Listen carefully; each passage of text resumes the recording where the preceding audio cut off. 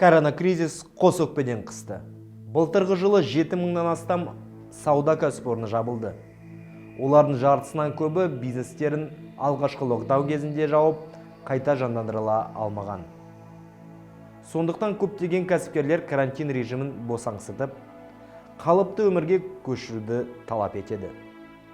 Әсіресе сауда орындарын жексенбі күні жаппай, жұмыс істеуіне рұқсат беруді сұрайды. Макроэкономикалық көрсеткіштерде мәз емес.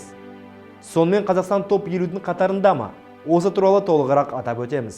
Армысыздар құрметті көрермен, сіздермен бірге Қали Әубәкіров және Қара Жәшік YouTube арнасы.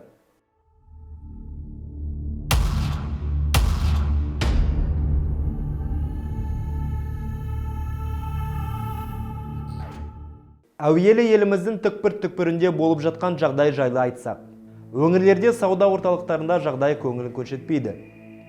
Мұндағы жағдайы барлар бөлек тұрған ғимараттарды жалдап, саудаларын сол жақта жүргізуді көшкен. Себебі ондай дүкендерге демалыс күндері ешқандай шектеу жоқ. Кәсіпкерлер шетелден тауар өткізе алмай, қолдары байлаулы болып отыр. Көпшіліктің тағдары бас санитарлық дәрігердің қаулысына байланысты. Бізге қазір өте қиын болып жатыр. Мынау орта бизнестерге, мынау ЕП-ларға жауып тастап, жолдың барлығын пандемиямен жауып тастап, вообще товар алу өте қиын болып жатыр. Сыртқа қазір шекараға ешкімді шыға алмайды. Бір затты сатасында, сонымен қуанып кетесің. А фактически қарасаң қаншама налогың бар төлейтін. Продавец жоғында, содан кейін адам азайды, торговля, сүтті аренданы полностью ақтара алмадық. Қазірде екінші магазин уже жауайын деп жатырмыз. Егер адам табылса өткіземіз, адам табылмаса кәдімгідей жауып, өзіміз продуктны өзімізді алып қалып, үйде отырамыз. Былтырғы жылы кәсібін жапқандардың 7.000-нан астамы отандық тауарларды сатумен айналысатын нүктелер. Сонда бір ғана ірі нүктесіне шаққанда шамамен 50 нүкте жұмысын тоқтатқан. Пандемия басталғанда президент тапсырмасымен кәсіпкерлер салықтан босатылған еді. Бірақ соның өзінде жағдай оңалмай, шығын көбейіп жатыр дейді бизнес иелері. Қазіргі кезде банктерден несие алған кәсіпкерлердің 40% берешектерін өтей алмай жүр. Қазіргі кезде көптеген кәсіпкерлер сату үшін қанша тауар алу керектігінде білмейді, өйткені бизнес кестесі үнемі өзгеріп отырады. Мемлекет басшысы Қасым-Жомарт Тоқаев былтырғы жылы пандемия кезінде шағын және орта бизнесті қолдауға шақырған болатын. Бірақ бұл қолдауды біз сезіп отырған жоқпыз. Жағдай өте қиын. Ал еліміздегі экономистер пандемиямен қатар өрілген 2020 жылдың алдын ала қорытындыларын шығарып, күрделі болады деп күтіліп отырған келер жылға болжам жасауда. Басты сұрақ, біз топ 50-ден тыс қалдық па? Дүниежүзілік экономикалық форумның жыл сайын бәсекеге қабілетті елдердің рейтингін жариялайтын белгілі. Шамамен 140 мемлекет қатысатын бұл рейтингті экономистер мен саясаткерлер, президенттер мен ғалымдар асыға күтеді. Рейтинг жүргізетін агенттіктер көп болса да, дүниежүзілік экономикалық форумның есебі мен болжамы үлкен маңызға ие. Көп жағдайда осы форумның мәліметтері назарға алынады.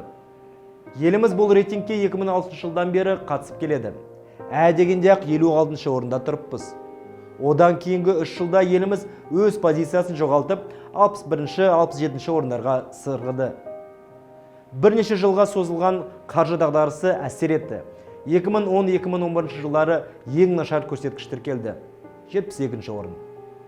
Бұл дағдарыстан кейін макроэкономикалық көрсеткіштердің құлдырап кетуімен байланысты. 2013-2014 жылдары үздік елулікті түйіндеп, 2015 жылы 42 орынға көтерілдік. Топ 50-ге қосылған соң бәсекеге қабілетті 30 елдің қатарына ену міндеті жүктелді.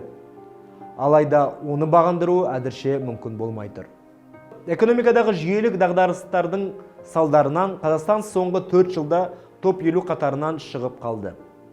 Былтыр 55 орында қанағат тұттық. Жақында 2020 жылдың рейтингі жарияланады. Осы жолы қандай орыннан көрінетініміз белгісіз. Дүниежүзілік экономикалық форум жүргізетін рейтингте 12 көрсеткіш есепке алынады. Яғни макроэкономикалық көрсеткіштерден бөлек, адамдардың өмір сүру ұзақтығы, денсаулық жағдайы, білім деңгейі, инновациялық дамуы және басқа да бағыттар назарға алынады. Өкінішке қарай Қазақстанды бұл рейтингте мұнайға тәуелді макроэкономикалық көрсеткіштер ғана алға сүйреп тұр. Адами капитал тұрғысынан артта келеміз. Соңғысын дамытпай мемлекеттік үздік елулікте ұзақ уақыт тұрақтап тұруы мүмкін емес. Биыл әлем экономикасы мүлдем қиын жағдайға тап болды. Коронакризис қос өкпеден қысып барады. Ұлттық экономика министрлігінің болжамында биылғы ішкі жалпы өнім 0,9%-ға дейін құлайды деп көрсетілген. Халықаралық валюталық қор сәуір айындағы есебінде Қазақстан экономикасы 2,5%-ға төмендеді десе, 42 айының соңында жасаған болжамында 2,7% деп түзету енгізіпті. Дүниежүзілік банк пен Европа қайта құру және даму банкі Қазақстан экономикасын 3%-ға құлдырайды деп болжам жасауда. Болжамдарды ескерсек, 2020 жылдың қорытындысы бойынша экономикамыз соңғы 22 жылда болмаған теріс мәнге жетеді. Өсім тежеледі. Демек, Қазақстанда 90 жылдардағы жағдай қайталануы мүмкін. Пандемияның ел экономикасына қандай соққы болып тигенін осыдан-ақ аңғаруға болады. Жуырда мемлекет басшысы Қасым-Жомарт Тоқаев прокурорлармен өткізген кездесуде бизнеске жасалынып жатқан қысым үдеп бара жатыр, заңсыз тексерулер көбейді деп баса айтты.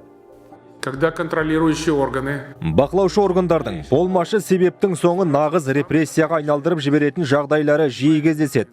Құжаттар тартып алынады, ал оны кәсіпкерлер айлап қайтарып ала алмай жүреді. Жұмыс істеудің орнына бүкіл қызметкер тергеуде болады.